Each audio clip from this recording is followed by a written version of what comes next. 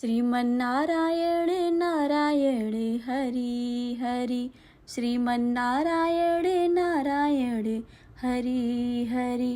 तेरी लीला सबसे न्यारी न्यारी, हरि हरि। श्रीमन्नारायण नारायण हरि हरि। जय श्री राधे कृष्णा। ओम नमो भगवते वासुदेवाय नमः। आप सभी का स्वागत है आपके अपने YouTube चैनल सोनी व्रत कथाएं। आप सभी को कार्तिक मास की बहुत बहुत शुभकामनाएं।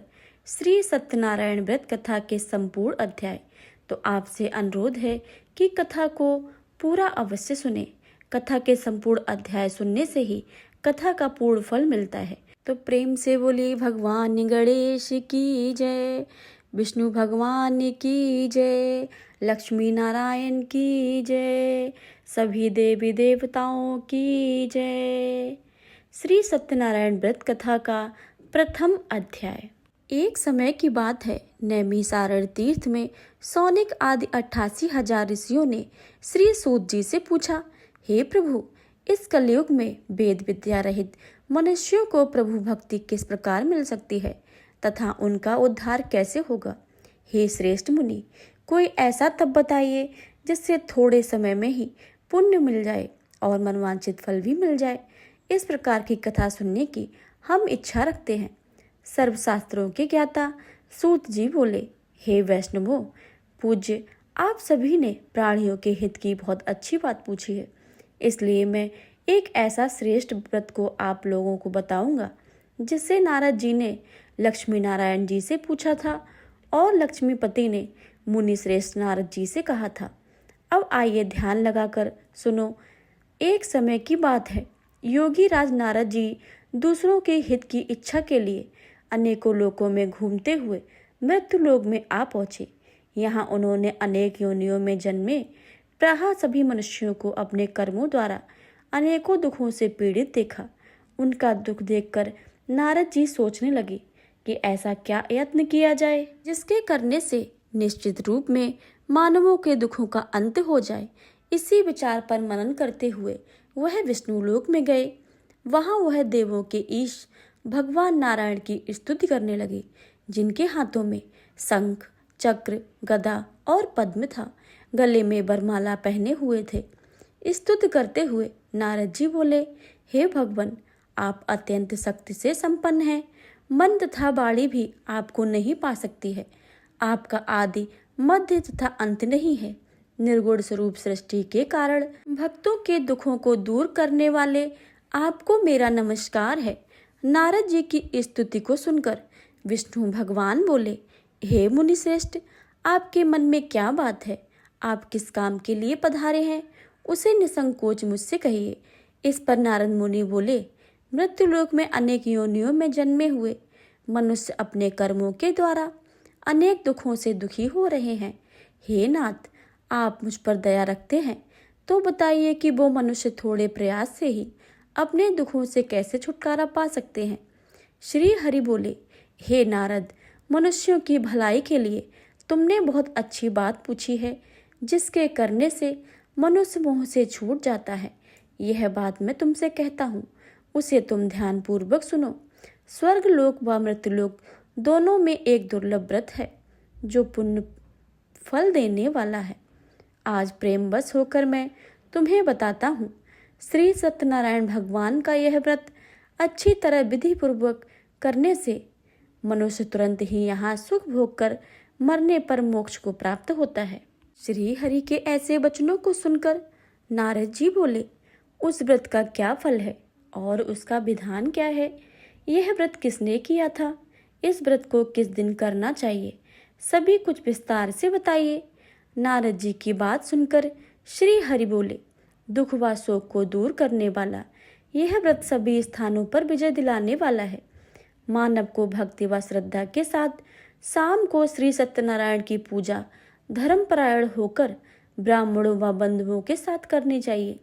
भक्ति भाव से हुई नैवेद्य केले का फल, घी, दूध और गेहूं का आटा सवाया ले लें। गेहूं के स्थान पर साठी का आटा, शक्कर तथा गुड़ लेकर सभी भक्षण योग पदार्थों को मिलाकर भगवान का भोग लगाएं। बांधवों सहित बंधु को भोजन करवाएं। उसके बाद स्वयं भोजन करें। भजन कीर्तन के साथ भगवान की भक्ति में लीन हो जाएं। इस तरह से सत्यनारायण भगवान का व्रत करने पर मनुष्य की सारी इच्छाएं निश्चित रूप से पूरी हो जाती हैं। इस कलिकाल अर्थात कलयुग में मृत्युलोक में मोक्ष का यही सबसे सरल उपाय बताया गया है। इत श्री सत्यनारायण व्रत कथा का प्रथम अध्याय संपूर्ण हुआ। तो प्रेम से बोलिए श्री सत्यनारायण भगवान की जय। हरि ओम नमो नारायणा। ओम नमो नारायणा। हरि ओम नमो नारायणा। हरि ओम नमो नारायणा। सत्यनारायण कथा का द्वितीय अध्याय। सूत जी बोले, हे ऋषियों, जिसने पहले समय में इस व्रत को किया था उसका इतिहास कहता हूँ, ध्यान से सुनो। सुंदर काशीपुरी नगरी में एक अत्यंत निर्धन ब्राह्मण रहता था। भूख प्यास से परेशान वह धरती पर घूमता रहता था। ब्राह्मण उससे प्रेम करने वाले भगवान ने एक दिन ब्राह्मण का वेश धारण करके उसके पास जाकर पूछा, हे विप्र, नित्य दुखी होकर तुम पृथ्वी पर क्यों घूमते हो? दीन ब्राह्मण बोला, मैं निर्धन ब्राह्मण हूँ, भिक्षा के लिए धरती पर घूमता हूँ। हे भगवान, यदि आप इसका कोई उपाय जानते हैं तो बतलाइए। वृद्ध ब्राह्मण कहता है कि हे सत्यनारायण भगवान मनवांछित फल देने वाले हैं, इसलिए तुम उनका पूजन करो। इसके करने से मनुष्य सभी दुखों से मुक्त हो जाता है। वृद्ध ब्राह्मण बनकर आए सत्यनारायण भगवान उस निर्धन ब्राह्मण को व्रत का सारा विधान बताकर अंतर ध्यान हो गए।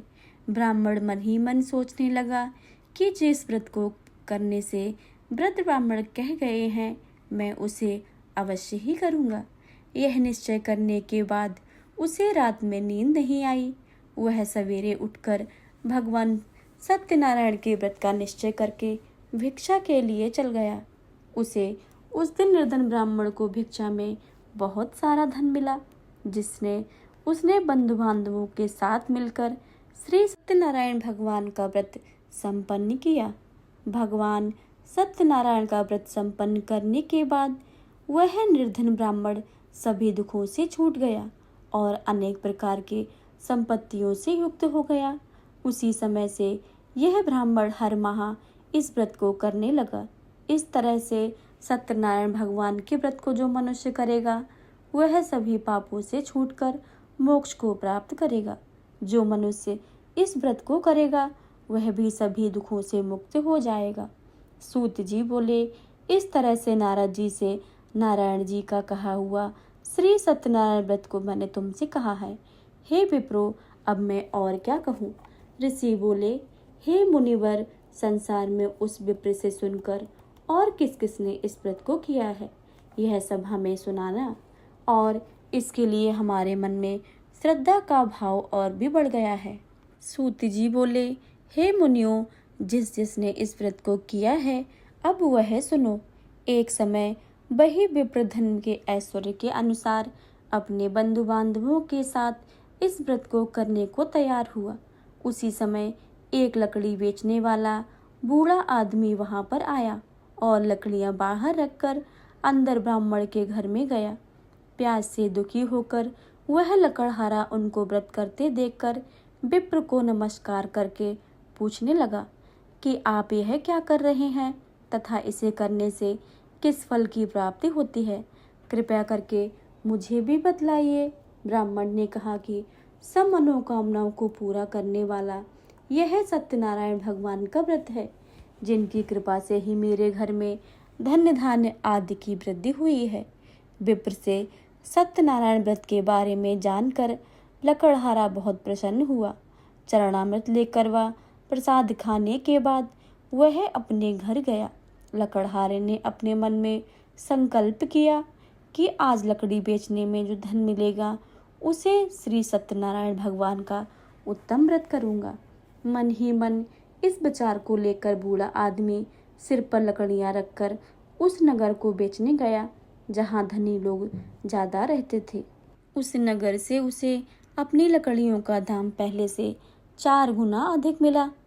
बूढ़ा प्रसन्नता के साथ दाम लेकर केले, शक्कर, घी, दूध, दही और गेहूं का आटा लेकर आया और भगवान सत्यनारायण भगवान के व्रत की अन्य सामग्रियां लेकर अपने घर गया।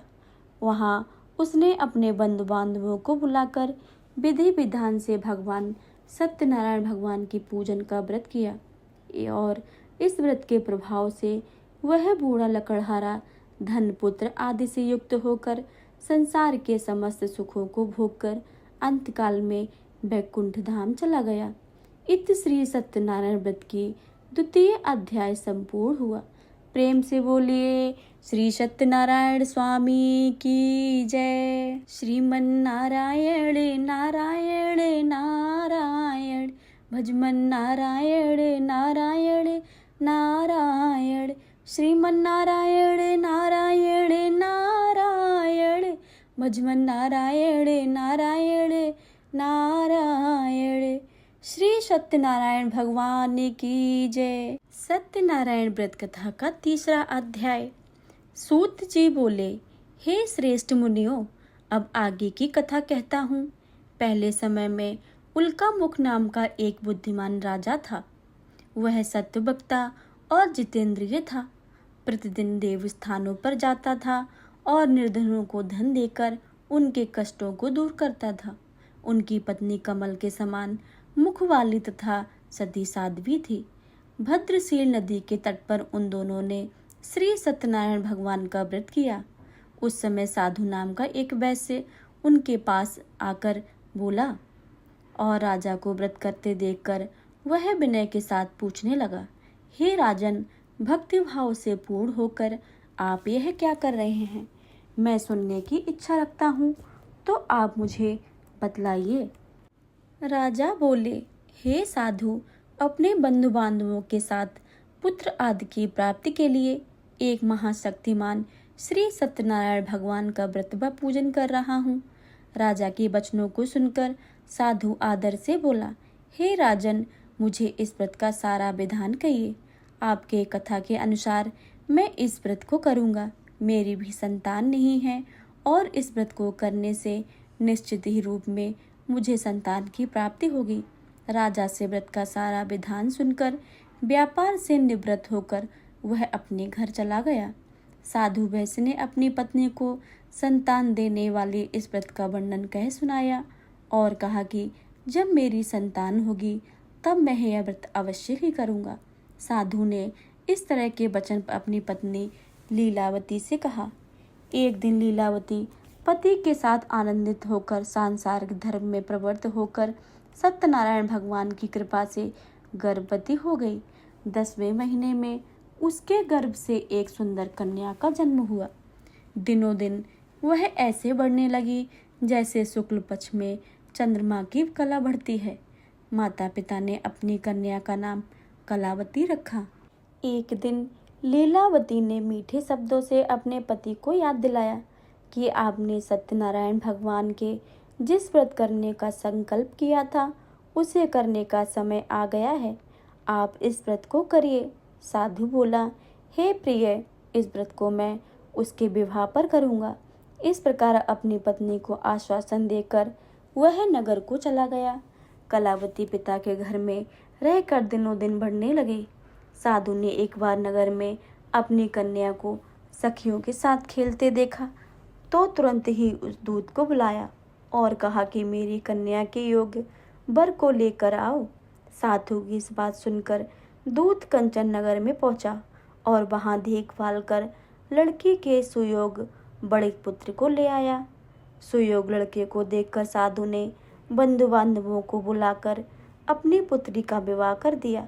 लेकिन दुर्भाग्य की बात है कि साधु ने अभी भी श्री सत्यनारायण भगवान का व्रत नहीं किया। इस पर भगवान क्रोधित हो गए और श्राप दिया कि साधु को अत्यधिक दुख मिले। अपने कार्य में कुशल साधु बनिया जमाई को लेकर समुद्र के पास स्थित रत्नासार नगर में गया। वहां जाकर दामाद ससुर दोनों मिलकर चंद्रकेत राजा के नगर में व्यापार करने लगे। एक दिन भगवान सत्यनारायण की माया से एक चोर राजा का धन चुराकर भाग रहा था। उसने राजा के सिपाहियों को अपना पीछा करते देखकर चुराया हुआ धन वहां रख दिया जहां साधु अपने जमाई के साथ ठहरा हुआ था। राजा के सिपाहियों ने साधु वैश्य के पास राजा का धन पड़ा देखा तो वह ससुर जमाई दोनों को बांधकर प्रसन्नता से राजा के पास ले गए और कहा कि उन दोनों चोरों को हम पकड़ लाए हैं और आप आगे की कार्रवाई की आज्ञा दें। राजा की आज्ञा से उन दोनों को कठिन कारावास में डाल दिया गया और उनका सारा धन उनसे छीन लिया गया। श्री सत्यनारायण भगवान के श्राप से साधु की पत्नी भी बहुत दुखी हुई। घर में जो धन था वह चोर चुरा ले गए। शारीरिक तथा मानसिक पीड़ा व भूख प्यास से अति व्याकुल होकर अन्न की चिंता में कलावती एक ब्राह्मण के घर गई। वहां उन्होंने श्री सत्यनारायण भगवान का व्रत होते देखा, फिर कथा भी सुनी और प्रसाद ग्रहण करके रात्र को घर वापस आई। माता ने कलावती से पूछा, हे पुत्री, अब तक तुम कहाँ थी? तेरे मन में क्या है? कलावती ने अपनी माता से कहा, हे माता, मैंने एक ब्राह्मण के घर में श्री सत्यनारायण भगवान का व्रत देखा है। कन्या के वचनों को सुनकर लीलावती भगवान के पूजन की तैयारी करने लगी। लीलावती ने परिवार व बांधवों सहित सत्यनारायण भगवान का पूजन किया और उनसे वर मांगा कि मेरे पति तथा जमाई शीघ्र ही घर आ जाएं। साथ ही यह प्रार्थना की कि हम सबका अपराध क्षमा करें। श्री सत्यनारायण भगवान इस व्रत से संतुष्ट हो गए और राजा चंद्रकेत को सपने में दर्शन देकर कहा, हे राजन, तुम उन दोनों वैश्यों को छोड़ दो और तुमने उनका जो धन लिया है उसे भी वापस कर दो। अगर तुमने ऐसा नहीं किया तो मैं तुम्हारा धन, राज्य व संतान सभी को नष्ट कर दूंगा। राजा को यह सब कहकर भगवान अंतर्ध्यान हो गए। प्रातःकाल सभा में राजा ने अपना सपना सुनाया, फिर बोले, बड़े पुत्रों को कैद से मुक्त करके सभा में ले आओ। दोनों ने आते ही राजा को प्रणाम किया। राजा मीठी वाणी में बोला, हे मानवों, भाग्यवश ऐसा कठिन दुख तुम्हें प्राप्त हुआ है, लेकिन अब तुम्हें कोई भय नहीं है। ऐसा कहकर राजा ने उन दोनों को नए वस्त्र और आभूषण देकर जितना धन उनका लिया था उससे दुगना धन वापस कर दिया। दोनों वैसे अपने घर को चल दिए। इत श्री सत्यनारायण व्रत कथा का तृतीय अध्याय संपूर्ण हुआ। प्रेम से बोलिए श्री सत्यनारायण स्वामी की जय। श्रीमन्नारायण नारायण नारायण, श्रीमन्नारायण नारायण नारायण, भजमन नारायण नारायण नारायण, श्रीमन्नारायण नारायण नारायण। श्री सत्यनारायण भगवान की जय। सत्यनारायण व्रत कथा का चतुर्थ अध्याय। श्री सूत जी बोले, वैश्य ने मंगलाचार करके अपनी यात्रा आरंभ की और अपने नगर की ओर चल दिए। उनके थोड़ी दूर जाने पर एक दंडी वेशधारी श्री सत्यनारायण ने पूछा, हे साधु, तेरी नाव में क्या है? अभिवाड़ी बड़ी हंसता हुआ बोला, हे दंडी, आप क्यों पूछते हो? क्या धन लेने की इच्छा है? मेरी नाव में तो बेल और पत्ते भरे हुए हैं। वैश्य के कठोर वचनों को सुनकर भगवान बोले, तुम्हारा वचन सत्य हो। दंडी ऐसा वचन कहकर वहां से दूर चले गए। कुछ दूर जाकर समुद्र के किनारे बैठ गए। दंडी के जाने के बाद साधु वैश्य ने नित्य क्रमों से पश्चात नाव को ऊंची उठकर देखता हुआ अचंभा माना और नाव में बेल पत्ते आदि देखकर मूर्छित होकर जमीन पर गिर पड़ा। मूर्छा खुलने पर वह अत्यंत शोक में डूब गया तथा तब उसका दिमाग वो कि आप शोक न मनाएं, यह दंडी का शाप है, इसलिए हमें उनकी शरण में जाना चाहिए, तभी हमारी मनोकामना पूरी होगी। दामाद की बात सुनकर वह दंडी के पास पहुँचे और अत्यंत भक्तिभाव से नमस्कार करके बोले, मैंने आपसे जो असत्य वचन कहे थे उनके लिए मुझे क्षमा कर दे। ऐसा कहकर महान शोकातुर होकर रोने लगे तथा तब दंडी भगवान बोले, हे बड़िक पुत्र, मेरी आज्ञा से बार बार तुम्हें दुख को प्राप्त हो रहा है। तू मेरी पूजा से विमुख हुआ है। साधु बोला, हे भगवान, आपकी माया में ब्रह्मा आदि देवता भी आपके रूप को नहीं जानते हैं, तब मैं अज्ञानी कैसे जान सकता हूँ। आप प्रसन्न होइए, अब मैं सामर्थ्य के अनुसार आपकी पूजा करूँगा। मेरी रक्षा करो और पहले के समान नौका में धन भर दो। साधु वैश्य के भक्तिपूर्व वचनों को सुनकर भगवान प्रसन्न हुए और उसकी इच्छा के अनुसार वरदान देकर अंतर्ध्यान हो गए। ससुर जमाई जब नाव पर आए तो नाव में धन भरी हुई थी और वही अपने अन्य साथियों के साथ श्री सत्यनारायण भगवान का पूजन कर अपने नगर को चल दिए। जब नगर के नज़दीक पहुँचे तो दूत को घर पर खबर भेजने के लिए भेजा और दूत साधु की पत्नी को प्रणाम करके कहता है कि मालिक अपने दामाद के साथ नगर के निकट आ गए हैं। दूत की बात को सुनकर साधु की पत्नी लीलावती ने बड़े हर्ष के साथ श्री सत्यनारायण भगवान का पूजन करके अपनी पुत्री कलावती से कहा कि मैं अपने पति के दर्शन को जाती हूँ, तू कार्य पूर्ण करके शीघ्र ही आ जाना। माता के ऐसे वचनों को सुनकर कलावती जल्दी से प्रसाद छोड़कर अपने पति के पास चली गई। प्रसाद की अवज्ञा के कारण श्री सत्यनारायण भगवान रुष्ट हो गए और नाव सहित उसके पति को पानी में डुबो दिया। कलावती अपने पति को वहां ना पाकर रोती हुई जमीन पर गिर गई। नौका को डूबा हुआ देखकर कन्या को रोता हुआ देख साधु दुखी होकर बोला, हे प्रभु, मुझसे मेरे परिवार से जो भूल हुई है उसको क्षमा कर दीजिए। साधु के दीन वचनों को सुनकर श्री सत्यनारायण भगवान प्रसन्न हो गए और आकाशवाणी हुई, हे साधु, तेरी कन्या मेरा प्रसाद को छोड़कर आई है, इसलिए इसका पति अदृश्य हो गया है। यदि वह घर जाकर प्रसाद खाकर लौटती है तो इसे इसका पति अवश्य ही मिलेगा। ऐसी आकाशवाणी सुनकर कलावती घर पहुंचकर प्रसाद ग्रहण करती है और फिर आकर अपने पति के दर्शन करती है। उसके बाद साधु अपने बंधु बांधवों सहित श्री सत्यनारायण भगवान का विधि विधान से पूजन करता है और तथा इस लोक में सुख भोग कर अंत में स्वर्ग को जाता है। इति श्री सत्यनारायण भगवान व्रत की कथा का 4th अध्याय संपूर्ण हुआ। प्रेम से बोलिए श्री सत्यनारायण स्वामी की जय। श्रीमन्नारायण नारायण नारायण, श्रीमन्नारायण नारायण नारायण, श्रीमन्नारायण नारायण नारायण।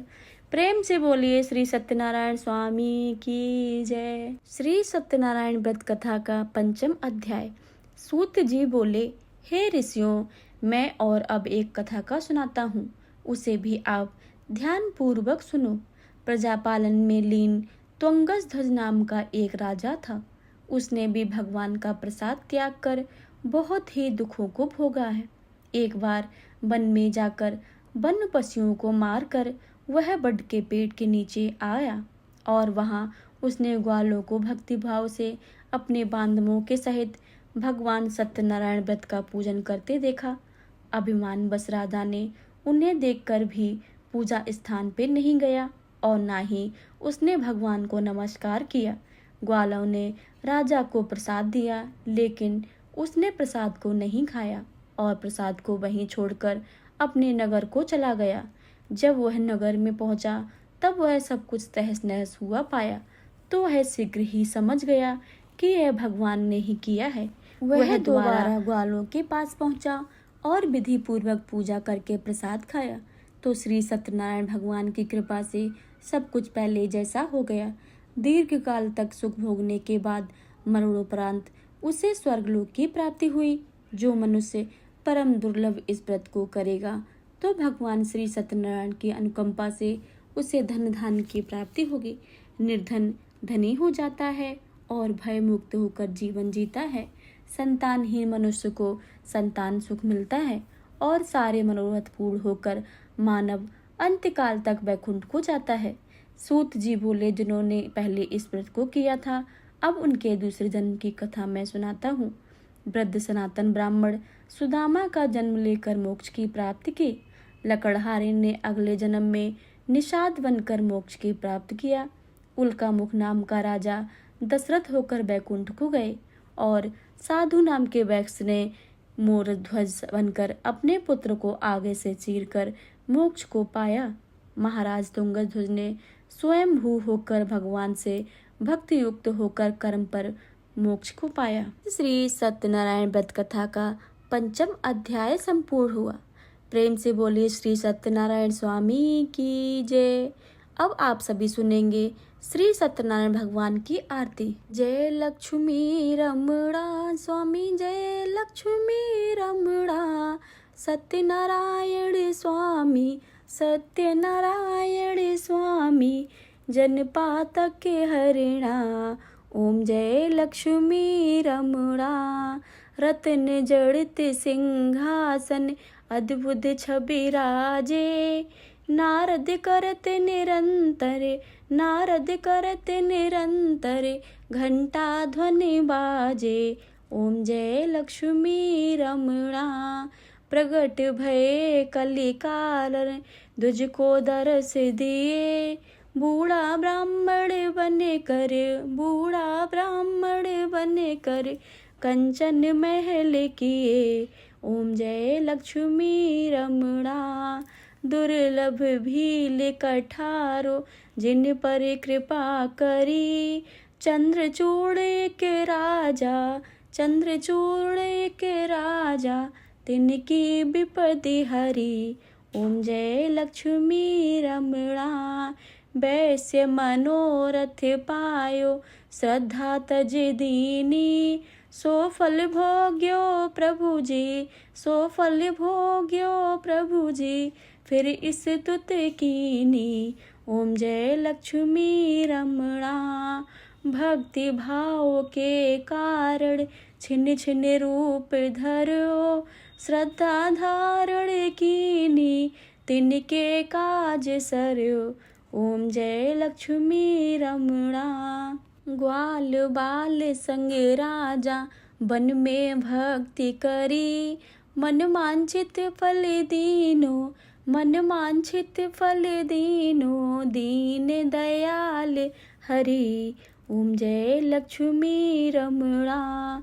चढ़त प्रसाद सवायो, कंदली फल मेवा, धूप दीप तुलसी से, राजी सत्य देवा, ओम जय लक्ष्मी रमणा। श्री सत्यनारायण जी की आरती जो कोई नर गावे, रिद्धि सिद्धि सुख संपत्ति, रिद्धि सिद्धि सुख संपत्ति, सहज रूप पावे, ओम जय लक्ष्मी रमणा। जय लक्ष्मी रमणा स्वामी, जय लक्ष्मी रमणा, सत्यनारायण स्वामी, सत्यनारायण स्वामी, जनपातक हरिणा, ओम जय लक्ष्मी रमणा।